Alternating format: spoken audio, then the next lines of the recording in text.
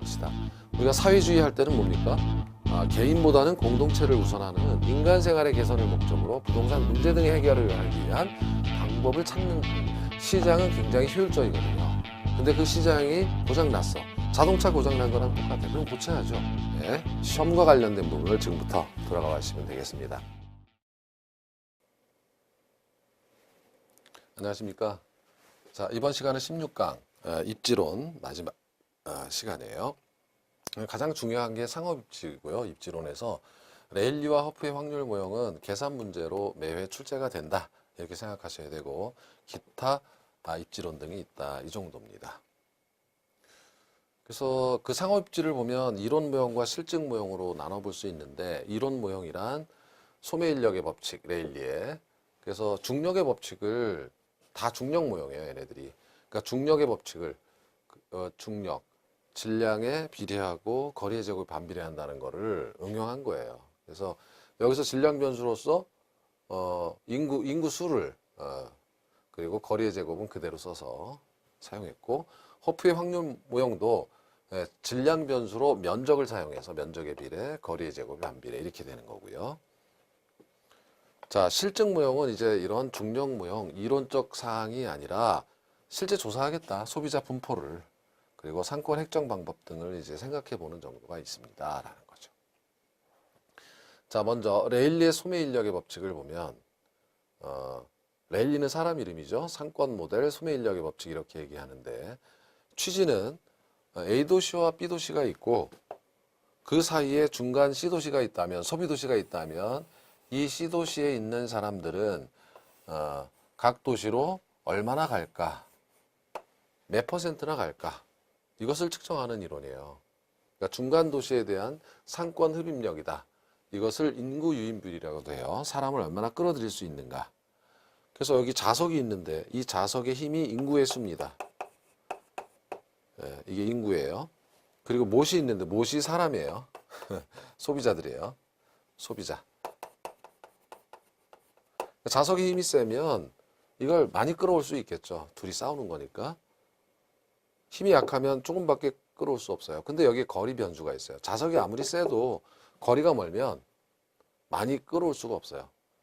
그래서 거리에는 반비례하고 인구수에는 비례하는 겁니다. 그래서 이렇게 나오는 거죠. 상권 흡입력의 크기는 인구에 비례하고 거리의 제곱에 반비례한다. 이 인구라는 것을 자석의 힘이라고 생각하시면 되고 거리는 말 그대로 거리예요. 거리의 제곱을 쓴 이유는 거리 변수가 영향력이 더 크다는 거죠. 질량 변수, 인구수보다. 그러면 이런 거예요. 가령 A 도시에는 인구가 20만 명이고 B 도시에는 80만 명이 살고 있다. 그런데 중간 소비 도시 C 도시에는 A 도시로부터 4km 떨어져 있고 B 도시로부터는 16km 떨어져 있다. 그래서 자석의 크기는 B 도시가 훨씬 크지만 거리가 멀죠. 여기 자석의 힘은 약하지만 가깝죠. 그러면 C 도시에 있는 사람들을 몇 개나 끌어들일 수 있는가? 흡입력, 그죠? 흡입력, 빨아들일 수 있는가? 인구를 몇 명이나 유인할 수 있는가? 라는 비율을 계산할 수 있는 식을 제시한 거예요. 그게 바로 중력, 마치 만유인력의 법칙처럼 질량에 비례하고 거리의 제곱에 반비례한다. 그 질량 변수를 인구를 사용한 거고 거리의 제곱을 그대로 사용한 겁니다. 어떻게 계산하겠느냐라는 거예요. 그건 이렇게 계산하는 겁니다. 지금 이걸 공식이라고 생각하지 마시고 BA는 A 도시의 흡입력이라고 하고 BB는 B 도시의 흡입력이라고 한다면 두 도시의 흡입력을 비율로 판단하는 겁니다. 그리고 자, A 도시의 인구를 PA라 하고 B 도시의 인구를 PB라고 한다라고 하면 이게 A 도시, 이렇게 같이 들어가 있어요. 비례하는 거기 때문에 인구에는 가령 A 도시 인구가 커진다면 이 숫자 자체가 커지고 이 숫자 자체의 의미는 뭐냐면 B 도시 1%당 A 도시는 몇 퍼센트를 끌어들일 수 있는가 이 뜻이죠. 분수는 항상 분모 한 단위당 분자의 크기니까. 이 숫자가 커진다는 것은 B 도시보다 A 도시가 이 숫자가 커지는 것은 A 도시 힘이 커지는 걸 말하죠. 그러니까 A 도시의 인구가 커지면 A 도시 힘이 커지는 거예요. 그래서 위치가 이렇게 같이 들어가는 겁니다. 만일 B 도시의 힘이 커진다면 이 숫자가 분모가 커지면서 이 숫자가 작아지겠죠. 이 숫자가 작아진다는 것은 A 도시의 힘이 적어지고 B 도시의 힘이 커진다는 거잖아요. 예. 그러니까 비례한다, 인구에 비례한다 했을 때는 이렇게 분수를 A 도시의 흡입력과 B 도시의 흡입력을 분자 분모로 썼다면 그 위치도 A 도시 인구, B 도시 인구를 같이 써야 된다 이 뜻입니다.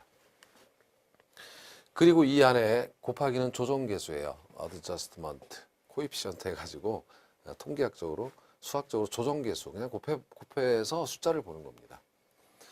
D는 distance입니다.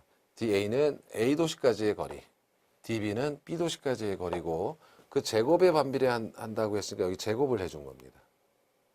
근데 여기서는 반비례이기 때문에 뒤집혔어요. 여기 A와 B의 위치가 바뀌었어요. 여기 A가 아니라 B입니다. 여기는.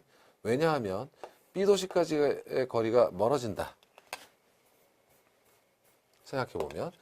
자, 이 말은 무슨 뜻이냐면 B 도시가 16km가 아니라 자꾸 멀어져 있어. 20km, 30km 이렇게 떨어져서 멀어진다면 그것은 B 도시의 힘은 약해지고 A 도시의 힘이 커지는 거죠. B가 자꾸 멀어지면 멀어질수록. 이게 DB가 커지면 커질수록 분자니까 이 숫자가 커지고 이 숫자가 커진다는 것은 A 도시의 힘이 커지는 거니까 맞는 거잖아요. 그래서 위치가 뒤집혀야 된다는 거죠. 반대로 A 도시까지의 거리가 멀어진다면 지금 A 도시가 4km가 아니라 40km 막 이렇게 자꾸 멀어진다면 A 도시의 힘은 약해지는 거죠. 이게 분모가 커진다는 것은 이 숫자가 작아진다는 거고 이 숫자가 작아진다는 것은 A 도시의 힘이 작아지고 B 도시의 힘이 커진다는 거니까 맞는 거잖아요. 그래서 비례 변수 인구는 이렇게 같이 들어가고 위치가 반비례 변수인 거리 변수는 바뀌어 있어요. AB, AB, B가 바뀌어 있다. 그래서 이제 곱하면 그 숫자를 가지고 해석하면 된다 이 뜻입니다. 그러면 이 공식을 가지고 여기다 이제 대입을 해보면 되는 거예요. 여기 숫자를. 이 흡입력은 A 도시의 인구는 20만 명이고 B 도시의 인구는 80만 명입니다. 인구는 이렇게 A 도시, B 도시 같이 들어갔고 곱하기 거리의 제곱을 해야 되는데 이때 조심할 거는 뒤집혔다. 여기 A가 아니라 B입니다. 16, 여기는 4죠. 4분의 16의 제곱 이렇게 써야 한다는 거예요. 이렇게 쓰면 왼쪽은 4분의 1 곱하기 4, 4, 16이니까 이게 4죠. 요 숫자가 4고 요 4의 제곱은 또 16이에요. 16을 4로 나누면 4입니다. 이렇게 되는 거죠. 이제 해석하는 일만 남았죠. BA 오버 BB가 4다라는 것은 A 도시, B 도시 힘이 하나일 때 A 도시 힘은 4개라는 뜻입니다. 그러니까 A 도시의 흡입력이 4배야. B 도시의 4배라는 뜻이에요. 이 말은 어떤 뜻이냐면 이 말의 뜻은 BA는 BA 대 BB의 힘의 비율이 4대 1이라는 뜻이에요. 그러면 BA는 자 전체 4대 1, 즉 사과 5개가 있는데 5개 중에 사과 4개를 가지고 있다는 뜻이니까 10분의 8, 80%의 힘을 가지고 있다. 그리고 B도시는 어떻습니까? B도시는 4대 1, 5개 중에 하나만 갖고 있어요, 사과. 그러니까 10분의 2니까 20%를 갖고 있다라고 해서 이게 답이 되는 겁니다. 그래서 A도시는 80%를 흡인할 수 있고, 저 C도시에 있는 인구를, B도시는 20%를 유인할 수 있다 이겁니다. 그래서 나눠보면 4 되는 거 맞잖아요. 4 이렇게 해석하는 거예요. 4가 되고 더해서 100%니까 맞는 거죠. 그래서 이것을 다시 풀이해보면 여기 인구가 10만이 있다 그러면 10만 명 중에 80%인 8만 명은 A도시로 가고 여기 10만 명 중에 20% 2만 명은 B도시로 간다 이 뜻입니다. 그래서 B도시가 인구가 크긴 하지만 거리가 멀어서 자 이거 보시면 거리 4, 4, 16 4배죠. 거리 4배고 2, 4, 8 인구도 4배이면 아예 같다 해야 되는데 같지 않은 이유가 뭐냐면 제곱 거리의 제곱이기 때문에 거리 변수가 영향력이 훨씬 크다는 거예요. 그래서 거리도 4배 멀고 인구도 4배 크지만 흡입력이 같은 게 아니라 A도시가 훨씬 큰 겁니다. 그것이 거리의 제곱에 반비례한다는 의미예요. 자, 이렇게 해서 이제 정리가 된 거예요. 이것이 레일리의 상권 모델입니다. 그런데 컨버스라는 사람은 이 레일리의 식을 좀 활용해서 응용해서 상권의 경계를 그럼 설정할 수 있겠다라는 그런 이론을 제시했어요. 자, 상권 경계라고 하는 정의는 이 경계선상에서는 A 도시로 가는 인구와 B 도시로 가는 인구가 같아지는 지점이에요. 즉, 이 경계선상에서는 50%가 A로 가고 50%는 B로 가는 지역입니다. 만일 이 경계선에서부터 왼쪽으로 갈수록 A로 더 많이 갈 거고 오른쪽으로 갈수록 B로 더 많이 갈 거예요. 이게 경계선의 의미예요. 그러니까 A로 가는 힘이 50%, B로 가는 힘이 50%라고 하는 것은 이 식이 1이 된다는 거죠. 여기도 50%, 여기도 50%가 가는 지점이니까 는 1이 되는 거예요. 그래서 주어진 정보를 가지고 자, 이걸 1로 놓고 풀면 이 경계선이 전체 9km 떨어져 있죠. 도시가 9km 중에 몇 킬로가 되는 지점이 경계선인지 DA와 DB를 얘가 DA고 얘가 DB지 않습니까? DA와 DB를 구할 수 있다라고 하는 식이 컨버스의 상권 경계 설정식이다 이겁니다. 그럼 이걸 한번 해보죠. 자, A 도시의 인구는 20만 명이고 B 도시의 인구는 80만 명이에요. 80만 명. 자, 곱하기 DB 오버 DA의 제곱. 이것이 1로 되게 하는 DA와 DB를 구하면 된다 이겁니다. 제곱이니까 이제 루트가 나와야 됩니다. 자, 앞에는 4분의 1이고요. 곱하기 DB DA의 제곱은 1이다. 이거죠. 양변에 4를 곱하면 자, DB DA 제곱은 4가 되겠죠. 여기도 4를 곱하고 여기도 4를 곱해서 이건 없어지죠. 없어지면 4만 남는다 이거예요. 그러면 뭐의 제곱이 4입니까? 라면 2 곱하기 2가 4잖아요. 2는 4. 그러니까 이 숫자가 DB 오버 DA 이 숫자가 4라는 뜻이에요. 2라는 뜻이에요. 2. 그래서 2의 제곱은 4가 되잖아요. 그럼 이걸 어떻게 해석하면 됩니까? 라고 하면 DA야 A도시까지 거리와 B도시까지의 거리의 비율은 분수는 항상 하나당 2개잖아. 1분의 2가 2니까. 그러면 1대 2라는 거죠. 그러면 DA가 위치한 거리는 1 더하기 3분의 1 위치에 있다는 거죠. 전체 몇 킬로 중에? 9킬로 중에. 곱하기 9km. 그러면 3, 3은 9니까 3km가 되는 지점에 위치하는 거고 DB는 자 3분의 2가 되는 위치에 있는 거죠. 킬로미터 곱하면 그렇죠? 3이 6km. 합해서 9km고. 그래서 여기까지는 3km가 되는 거고 여기까지는 6km가 되는 거예요. 그래서 경계선이 나온 겁니다. 이렇게 구할 수 있다가 컨버스의 상권 경계 설정식이다. 1로 놓고 풀고요. 하면 되는 거죠. 자, 이것은 뒤에 기출문제에서 한두 번 더 해볼 기회가 있으니까 바로 넘어가는 거고 이 사례에서 보시다시피 상권의 경계는 작은 도시 쪽에 기울어져 있죠. 여기가 3km고 6km니까 큰 도시보다 작은 도시 쪽에 상권의 경계가 형성되는 건 당연하죠. 왜냐하면 큰 도시는 힘이 더 세니까 상권의 경계선이 멀리까지 있겠죠. 50%가 되는 지점이 멀리까지 있겠죠. 얘는 힘이 약하니까 가까이 있을 거고 상권의 경계는 작은 도시 쪽에서 가깝게 형성되는 건 당연한 얘기예요. 자, 기출문제를 통해서 확인을 해봅니다. 17회 문제인데요. 자, A도시, B도시가 있고 레일리의 소매인력 법칙에서 인구 유인 비율을 구해봐라 이렇게 돼 있어요. 그럼 우리 항상 BA 오버 BB 흡입력을 비교합니다. 분수로 비교하는 거예요. 자, A도시의 인구는 7만 명, 도시 B의 인구는 42만 명. 만자는 생략해도 되겠죠. 곱하기. 이번에 거리는 뒤집혀야 되죠. DB가 분자에 들어갑니다. 20km, 10km 제곱. 요걸 풀면 답이 되는 겁니다. 그러면 그쵸? 7, 6, 42죠. 6분의 1입니다. 왼쪽은 6분의 1이고, 자, 요거는 2의 제곱이니까 4죠. 곱하기 4. 4는 6분의 4죠. 이거는 뭐 더 할 필요가 없는 게. 자, 이게 BA. 10개 중에 4개고, 얘는 10개 중에 6개잖아요. 그러니까 A는 10개 중에 4개 40%, B는 60%를 갖고 있는 겁니다. 답은 40, 60이 답이에요. 그래서 2번이 되는 거죠. A 도시로는 40%, B 도시로는 60%가 간다. 이런 뜻입니다. 18회. 어떤 도시에 쇼핑센터가 있는데요. 이거는 좀 함정이 있어요. 이 문제. 아, 이거는 아니네. 함정이 있는 건 아니네. A, B 도시가 있다. 두 쇼핑센터 간 거리는 8km. 여기서부터 여기까지가 8km다. A의 면적은 1000이고 인구 대신 이제 면적으로 바꿨어요. 잠시 후 F처럼. B의 면적은 9000제곱미터다. 이렇게 된 겁니다. 컨버스의 분기점 모형에 따른 두 쇼핑센터의 상권 경계선을 구해봐라. 어디인가?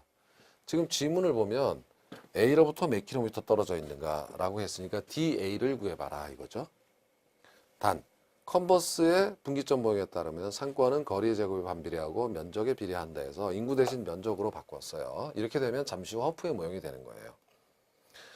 자, 그러면 A 도시의 힘과 B 도시의 힘의 비율은 자, 면적에 비례하고 그러니까 1000이 되고 9000이 되고 곱하기 거리의 제곱인데 이게 뒤집혀야 돼요.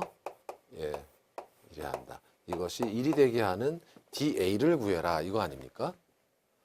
그럼 왼쪽은 9분의 1이고 그럼 이 식을 다시 쓰면 DB 오버 DA의 제곱은 자, 이게 9분의 1이니까 양변에 9를 곱하면 얘가 9가 되는 거죠. 그러면 무엇의 제곱이 9입니까? 라고 하면 3의 제곱이 9입니다. 그러니까 저 안에 있는 숫자 DB 오버 DA가 3이라는 뜻이에요. 이것은 아까 했던 것처럼 A도시와 B도시의 거리의 비율이 자 1분의 3이니까 1대 3이 되는 겁니다. 그럼 DA가 위치하고 있는 지역은 전체 거리 중에 4분의 1이 되는 거죠. 1이 되는 위치에 있는 겁니다. 3 더하기 1은 4니까 전체 거리는 8km죠. 8km부터 4분의 1이 되는 위치는 428, 2km가 되는 겁니다. 그래서 A도시 상권 분기점은 바로 여기다. 2km다. 그러니까 답이 2번이 되는 거죠. 이렇게 해서 하나 더 풀어봤고요. 24회 뭐 계속 나와요. 문제는 많이 있습니다. A도시와 B도시 사이에 위치하고 있는 C도시는 자 C도시는 A도시로부터 여기 C가 있다면 A도시로부터 5km 떨어져 있고 B도시로부터는 10km 떨어져 있다. 이렇게 여기 B도시입니다. A도시의 인구는 5만 명, B도시의 인구는 10만 명, C도시의 인구는 3만 명. 자, 레일리의 법칙에 따를 경우 몇 명이 가겠냐? 이 3만 명이 1로 몇 명이 가고 B로 몇 명이 갈 것이냐 구해봐라. 이거예요. 자, 그럼 이것도 이렇게 하면 됩니다. A 오버 A도시의 힘과 B도시의 흡입력을 분수로 비교합니다. 인구에 비례하고 A도시 같이 들어가는 거예요. 인구는 B도시. 그리고 거리의 제곱에 반비례한다. 그때 여기는 B도시까지의 거리를 써야 된다는 거. 10이고 5다 이렇게 되는 거죠. 이거는 2분의 1 곱하기 자 5분의 10은 2죠. 2의 제곱은 4입니다. 2분의 4는 4 나누기 2는 2죠. 자 얘가 2라는 뜻은 1분의 2라는 거죠. 그러니까 다시 말해서 BA 대 BB의 힘의 크기는 자 BA는 2죠. 2대 1이라는 겁니다. 그러면 A도시로 흡인하는 것은 3개 중에 2개의 힘을 갖고 있죠. 3분의 2를 끌어다녀요. 66.66%. 몇 명 중에? 3만 명 중에 몇 명을. 그러면 3 지워지니까 2만 명을 끌어들일 거고 나머지는 안 해봐도 만 명이겠죠. 해봐도 똑같아요. B도시의 힘의 크기는 3분의 1입니다. 2 더하기 1 중에 B는 하나를 갖고 있어요. 3 중에 하나를 갖고 있어요. 3만 명 중에 3분의 1을 끌어들이니까 이것은 10,000명이 되겠죠. 3 지워지고 10,000명이 됩니다. 그래서 답이 A 도시로는 2만 명, B 도시로는 10,000명. A 도시로는 여기 4번이 되네요. 2만 명, B 도시로는 10,000명. 이렇게 흡인이 된다. 이런 문제입니다. 자, 26회. 레일리 소매인력의 법칙을 적용할 경우 다음과 같은 상황에서 가로에 들어갈 숫자를 구해봐라. 자, 인구가 10,000명인 A씨와 10,000명이에요. 인구가 5,000명인 B씨가 있다. 여기는 5,000명이에요. A씨와 B씨 사이에 C가 있다. C도시가 있다 이거고 9,000명이에요. 여기는 9,000명. 여기는 10,000명. 그리고 거리는 신도시 C로부터 A씨, B씨까지 직선거리 여기는 1km고 여기는 2km다. 이런 문제입니다. 네. 신도시 C의 인구 중 B 구매자는 없고 9,000명 다 구매한다는 거네. B시에서만 구매 활동을 한다고 가정할 때 A시, B시에서만 구매한다고 가정할 때 C의 인구 중 A 도시로 인구 유인 규모와 B 도시로의 인구 유인 규모를 구해봐라. 같은 문제를 앞서 봤던 문제와 다를 바가 하나도 없어요. 결국은 뭐냐면 BA 오버 해서 단순하게 나누기 해서 곱해라. 이거는 A 도시 인구 10,000명,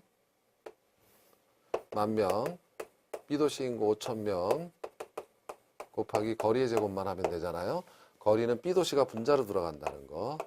1제곱. 이걸 풀어라 이거죠. 얘는 2고요. 그렇죠? 이거는 2니까 2의 제곱은 4죠. 그럼 8이 됩니다. 자, 그러면 이게 1분의 8이라는 거예요. 힘의 크기가 8대 1입니다. 즉 BA의 크기와 BB의 흡입률의 크기의 비율이 8대 1이라는 뜻이에요. 그러면 BA는 8 더하기 1 전체 9분의 8을 갖고 있어요. 전체 몇 명이에요?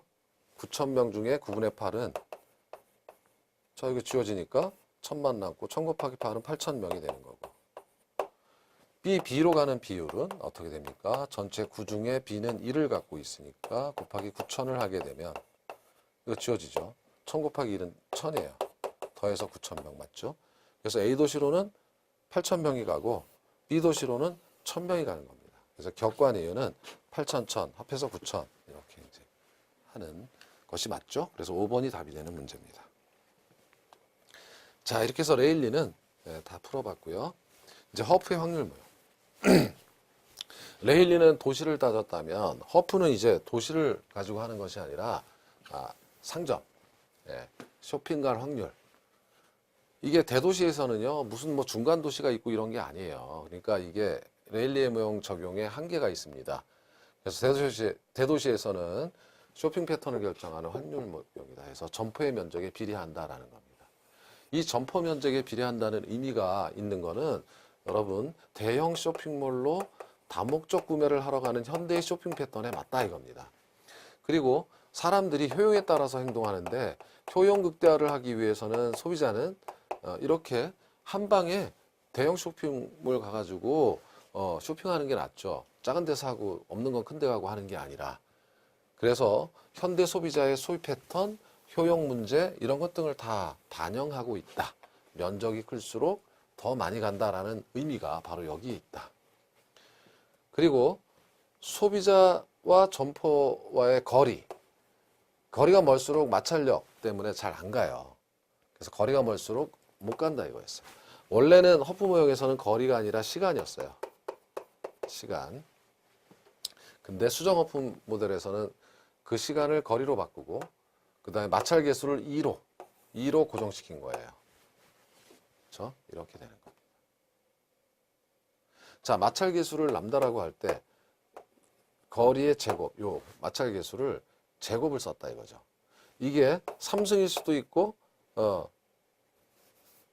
거리를 D라고 하면 거리의 제곱일 수도 있고 거리의 3승일 수도 있고 이게 마찰 계수거든요. 만약에 산이 있는 지역은 산악이 가로놓여 있어요. 이게 집이고 여기가 상점이에요. 산을 건너가야 되니까 마찰력이 되게 세죠. 그럼 뭐 3을 써도 되고 4를 써도 되는 거예요. 4를 쓸 수도 있는 겁니다. 평야는 빨리 갈 수 있죠. 이거는 제곱을 쓰는 거고 산일 때는 3승, 4승을 쓸 수 있는 거고. 그런데 왜 제곱으로 고정시켰냐면 도시에서는 산에 다 터널 뚫어놨어요. 차 타고 가는데 다 똑같아요. 예, 그렇게 된다. 이런 의미입니다.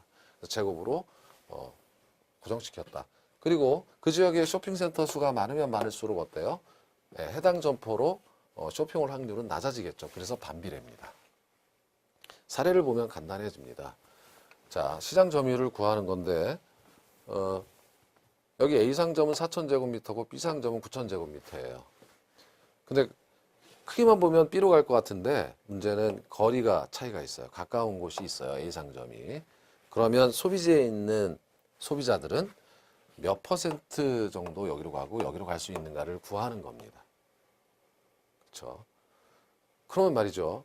이렇게 되는 거예요. 우리가 지금 이 허프의 모형의 의미는 상점 면적에 비례하고 거리의 제곱에 반비례한다. 마찰 개수 2로 고정시켰으니까 이거 아닙니까? 그러면 A의 힘의 크기는 우리가 이렇게 따지는 거예요. 비례 반비례를 얘기할 때는 자, 가령 면적이 분자에 들어가고 거리의 제곱이 분모에 들어간다면 이것이 바로 중력이라는 거예요.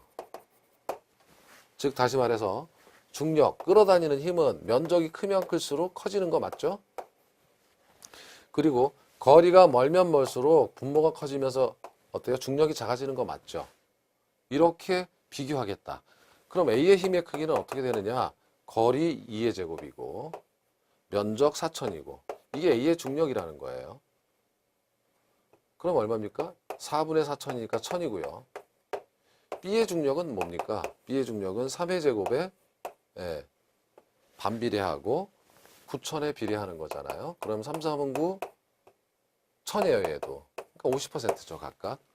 즉, 전체 힘의 크기는 A의 힘하고 B의 힘을 더해서 지금 A의 힘의 크기를 구하라 라고 한 문제라면 전체 1,000 더하기 1,000, 2,000 중에 그죠? A의 중력은 1,000이잖아요. 2분의 1은 0.5, 50%예요. 그러니까 A로 갈 확률은 50%다 이렇게 구한다는 거죠. 그래서 이런 식으로 하시면 됩니다. 허프의 모형은 그래서 문제를 몇 개 풀어보면 될 것 같아요.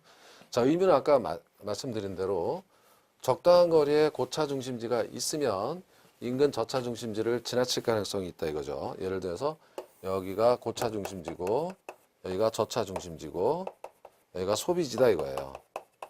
그럼 여기서 사고 없는 거 여기가 사는 게 아니라 에이 확 지나쳐가지고 그냥 고차 중심지로 가버릴 확률이 존재한다는 거예요. 면적이 크면. 이거는 바로 시설 규모를 고려한 시장 점유율 추정이 가능하고 대도시의 소비자 효용, 즉 만족을 위해서 다목적 구매를 한다든지 그런 소비 행태를 잘 반영해주는 이론이다라는 뜻입니다. 자, 이것은 그 문제를 풀면서 익히는 것이 훨씬 나아서 여러분 15의 문제를 보시면 여러 가지 내용을 복습할 수가 있어요. A도시의 상점 현황은 매장 면적이 1,000평이에요. 여기 상점이. 그리고 편의품을 팔고 선매품도 팔아요. 우유, 맥주, 담배, 냉장고, 투터, TV. 그러니까 고차 중심지예요. 우리가 크리스탈러 이론으로 얘기하면 A도시는 고차 중심지입니다. B도시는 상점 면적도 작고 편의품만 팔아요. 여기는 다 팔고 여기는 그러니까 저차 중심지입니다. 얘는 B도시는 저차 중심지예요. 자, 그런데 소비자 거주지의 인구가 10만 명이 있는데 그 10만 명 중에 10만 명 중에 이쪽으로 갈 수도 있고 이쪽으로 갈 수도 있겠죠. 1번을 보면 B도시에서 판매하는 우유, 맥주 등 편의품 일상생활에 필요한 필수품이기 때문에 상품의 도달거리가 선매품인 디지털 TV보다 멀다. 말도 안 되죠. 가깝죠. 편의품 사러 멀리서 안 간다 이 뜻이에요. 2번을 보면 소비자 거주지의 주민들이 다목적 구매 행태를 보이는 경우 다목적 구매는 한 번에 선매품 편의품 다 산다는 거 아니에요? B도시와 거리가 5km 가깝기 때문에 10km 거리에 A도시에 있는 상품 고객을 유인할 수 없다. 이것도 틀렸죠. 여기 지나쳐서 A도시로 갈 확률이 더 높아지는 거예요. 다목적 구매를 하려면. B 안 갑니다. B. A로 갑니다.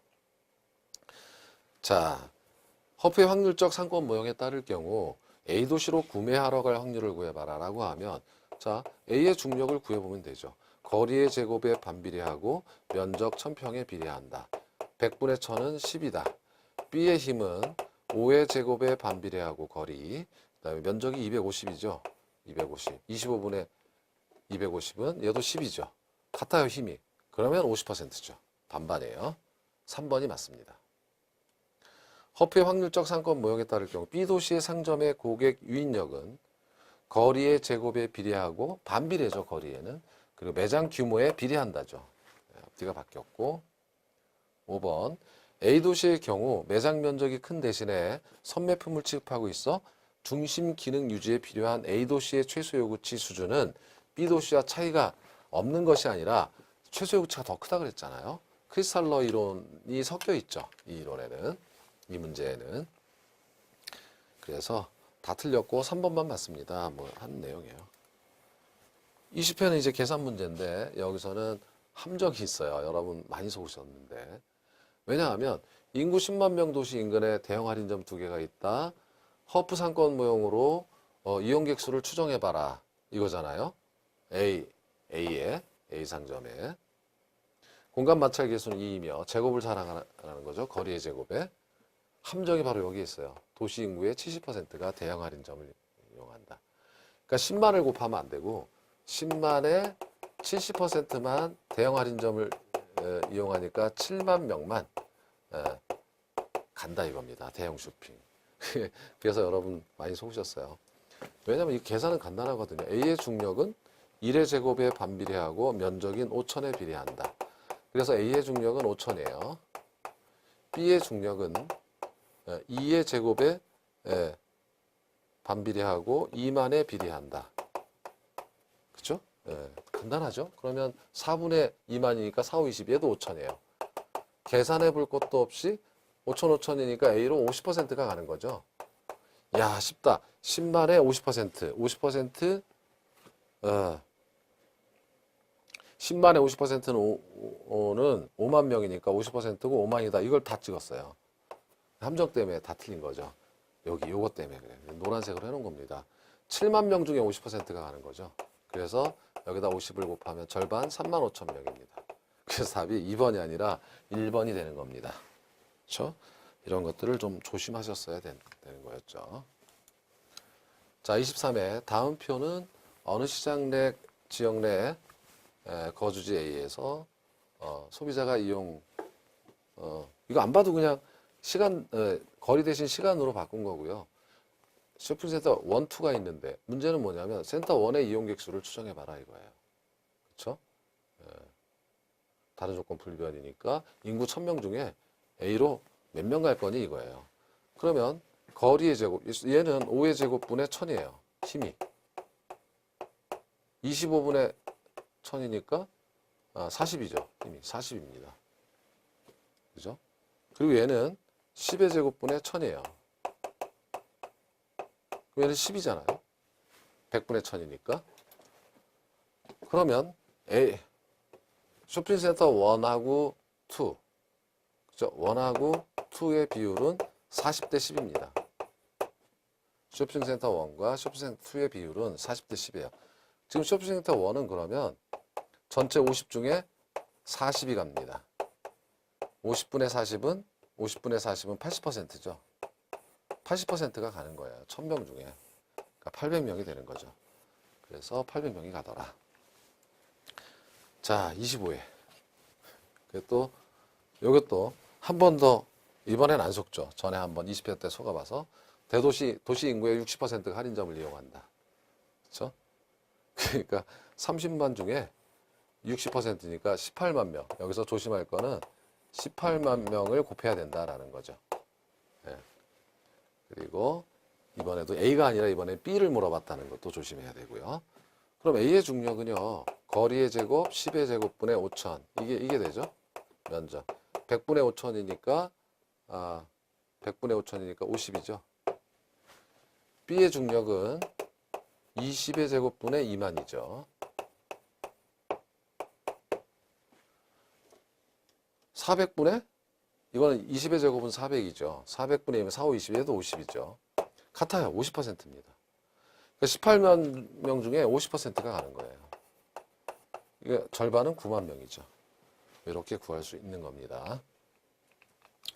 자, 이제는 이제 가볍게 넘어갈 수 있는 부분. 현지 조사에 의한 상권은 실제 선물 조사를 통해서 구하겠다. 중령무용 이거 너무 이론적이지 않느냐 이런 내용이에요. 그래서 방문 고객을 대면한다든지 조사를 해가지고 소비자가 어디에 위치해 있는지를 이렇게 그려보겠다라는 거죠. 그래서 여기가 1차 상권, 여기가 2차 상권 이런 식으로 구분할 수 있겠다 이거예요. 그래서 이렇게 하면은 이게 CST 기법이라고 하는 건데 고객 분산 지도를 그려서 2차 상권에 있는 사람들은 좀 마케팅을 강화할 필요가 있다. 여기 경쟁사가 있는데 이쪽으로 갈 수도 있고 이쪽으로 올 수도 있는 거니까 여기에 마케팅. 그래서 상권 확인하고 마케팅 광고를 효과적으로 실행할 수 있겠다 이거죠. 네, 그런 뜻입니다. 자, 기타 상업입지론에서는 이게 시험에 나와본 적은 없는데 교재마다 있어요. 안모 교수라는 사람 책에 있어서 그런 것 같아요. 상점 부지 매장용 부동산 선정 단계인데 이거는 여기 상점 부지는 개인 상점이라고 생각하지 마시고 이거는 뭐 홈플러스나 이마트 등 대형 기업형 상점입니다. 그러면 기존 부지를 먼저 분석한다는 것은 기존에 영업하고 있는 부지예요. 기존에 영업하고 있는 매장을 먼저 분석해 보니까 그 지역 인구하고 소득 수준, 1인당 매상고, 최소 요구 조건이 딱 나오는 거죠.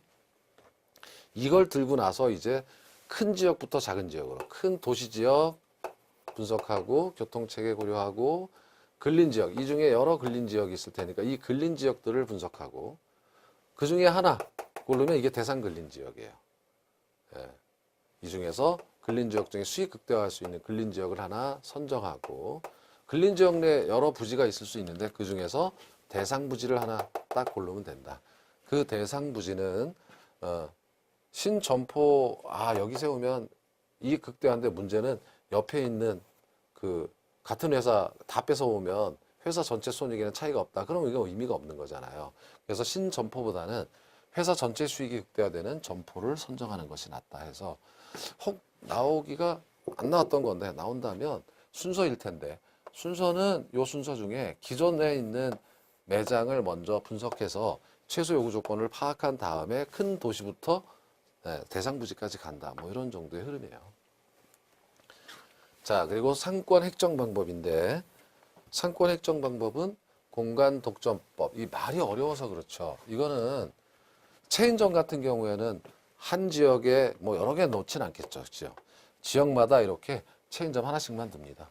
하나씩. 독점할 수 있게끔.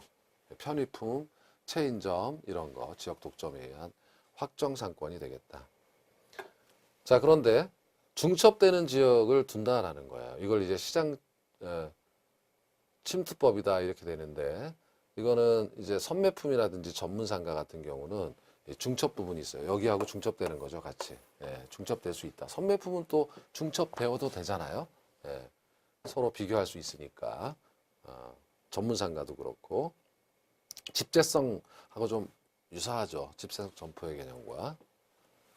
그리고 분산시장 접근법은 뭐 전국 상권이 아니라 중요한 특정 지역에만 이렇게 갖다 놓는 거예요. 특정 지역에. 불연속 상권이다. 이게 말을 좀 너무 어렵게 표현해서 여러분 괴로우실 텐데 매우 전문화된 상품이고 특정 소득 그룹을 대상으로만 한다. 뭐 고가 수입 차를 판매하는 것이 전국적으로 거쳐서 있을 필요는 없잖아요. 그러니까 이렇게 분산되어 있다라는 겁니다. 자, 16회 문제를 한번 보시죠. 이거는 그 상권 분석 전체를 물어보는 크리스탈러의 중심지 이론은 유사한 상품을 취급하고 있는 점포들이 서로 도심에 인접해 있다. 도심이라고 하면 고차 중심지고 고차 중심지는 다양한 기능이 있죠. 이건 다양한 기능이라는 것과 어울리지 않죠. 그래서 굳이 고친다면 상이한 상품들, 저차, 고차 다 있잖아요. 중심지 가면.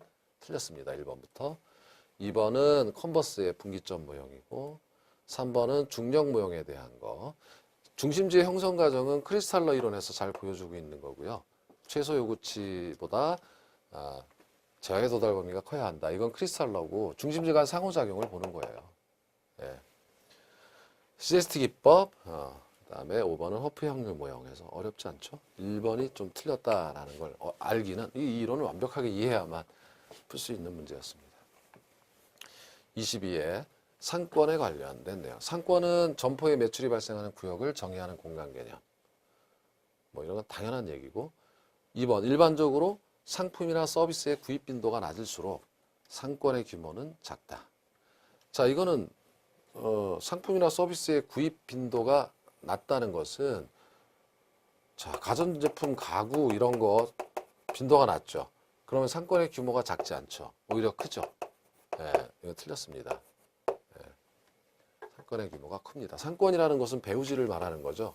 선매품은 배우지가 넓잖아요. 멀리까지 사람들이 사러 오잖아요. 멀리서부터는. 제약에 들어보면 크니까 이건 아닙니다. 구매 빈도가 높으면 편의점이잖아요. 그럼 상권의 규모는 작죠. 그러니까 이게 틀린 거예요. 상권의 규모는 큽니다. 3번 상권 획정을 위한 접근법, 공간 독점, 시장 침투, 분산 시장, 고급 가구점. 이거는 전국 지역에 걸쳐 있을 필요가 없으니까 혹은 전문품, 분산 시장 접근법이 유용하다. 뭐 이렇게 표현해 볼 수 있는 거고. 컨버스의 내용, 레일리의 소매 중력 모형을 수정한 거다 그랬고 허프의 모형이에요. 확률론적인 접근 있죠. 확률 모형이었어요. 자, 25회 가로에 들어갈 이론 및 법칙. 두 개 도시의 상거래 흡력은 도시 인구에 비례하고 거리 제곱 반비. 이거 너무 쉽죠. 레일리의 소매 인력의 법칙. 그 중에 하나네요. 니은 도시 내부 기능 지역의 침입 경쟁 천위 가장을 거쳐 중심 업무지구 점유지대 주거지역 등으로 분한 동심원 이론. 답이 벌써 나왔어요. 어려운 문제가 아니죠.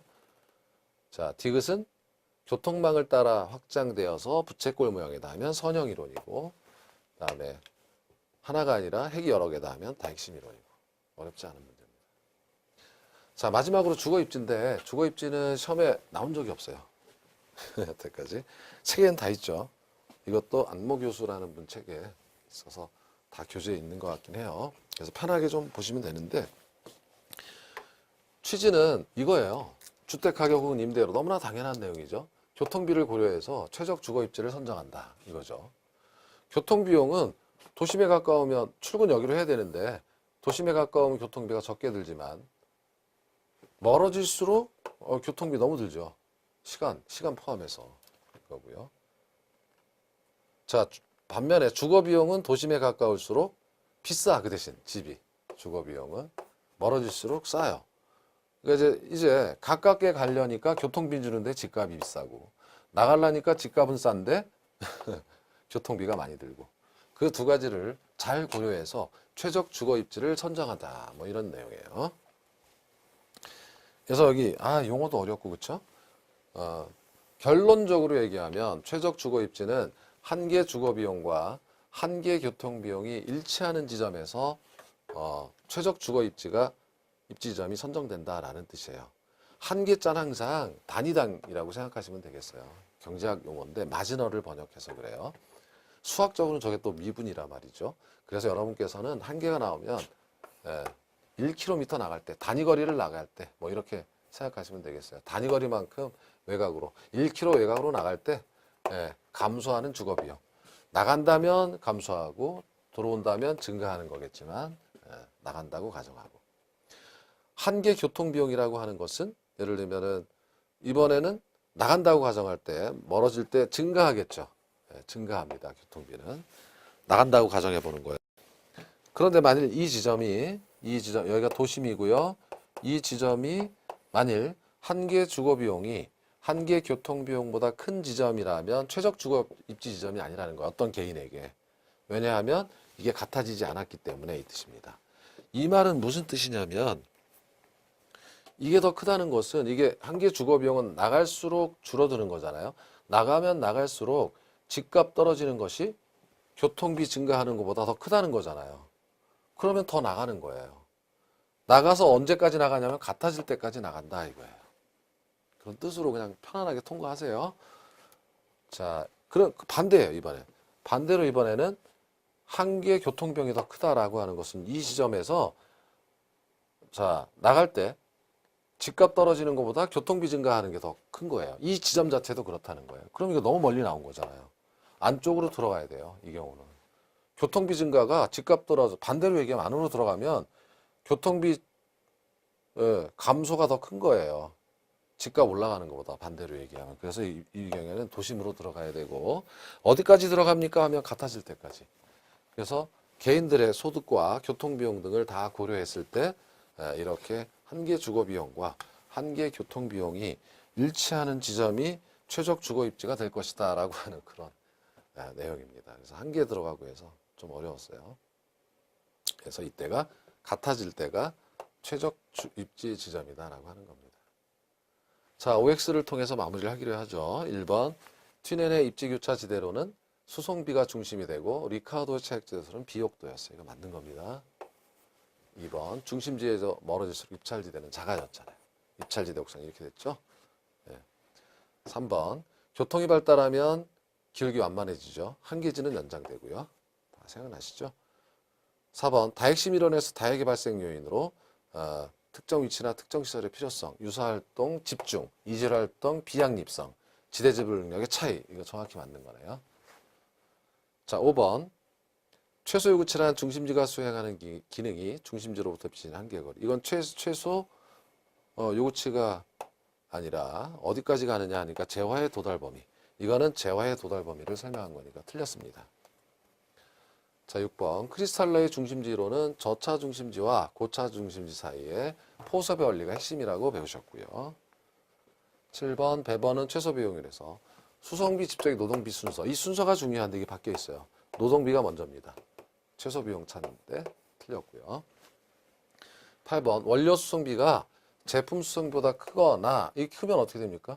원료 산지, 원료가 무거우면 원료 산지, 원료 지향적 사업이고 중량 감소라는 건 뭡니까? 중량이 감소한다는 것은 원료가 무겁다는 거죠, 제품보다. 그러면 당연히 이거는 원료 지향 산업이고 편제성 원료도 주로 특정 지역에 치우쳐져 있는 시멘트, 철광석 뭐 이런 거니까 원료 지향 산업이고 원료 지수가 1보다 크다는 것은 이거 나눈 거죠, 이렇게. 원료가 더 무겁다는 거잖아요. 그 원료 지향 산업이다 해서 여러 가지 한 번에 물어봤어요. 맞는 겁니다. A도시보다 B도시보다 크다 하면 상권의 경계는 작은 도시 쪽, B도시 쪽에 더 가까웠겠죠. 맞고요. 작은 도시 쪽이니까. 10번 허프에 의하면 소비자가 어느 특정 지역의 쇼핑센터에 갈 확률은 쇼핑센터의 거리와 경쟁 수에 반비례하고 해당 지역 도시 인구수는 따지지 않죠. 해당 도시가 아니라 해당 점포의 면적, 쇼핑센터의 면적을 집어넣어야죠. 레일리가 인구고요. 그래서 이것은 틀렸습니다. 자, 이렇게 해서 복습을 좀 해봤고요. 그래서 다 3편이 끝났습니다. 그래서 지금 3편 1장부터 2장까지 입지 및 공간구조론까지 이어지는 강의가 주거입지를 해서 끝났고, 그러니까 여기 중요한 것은 부동산 시장의 특성, 주택시장에서 여가가정, 그쵸? 그 다음에 여기 효율적 시장 가설 이 정도, 그 다음에 튀넨의 입지 교차지대론, 그 다음에 도시구조 이론, 크리스탈러의 이론, 그 다음에 공업입지 배버의, 그 다음에 레일리와 허프의 상업입지, 이게 핵심이죠. 그 중에서 문제가 두세 개 나옵니다. 자, 그리고 다음 시간에는 이제 부동산 정책론을 할 거고요. 4편의 부동산 정책론에서 1장에서 시장의 실패가 주로 주요 주제입니다. 자, 이렇게 정리하도록 하겠습니다. 고생 많으셨습니다. 고맙습니다.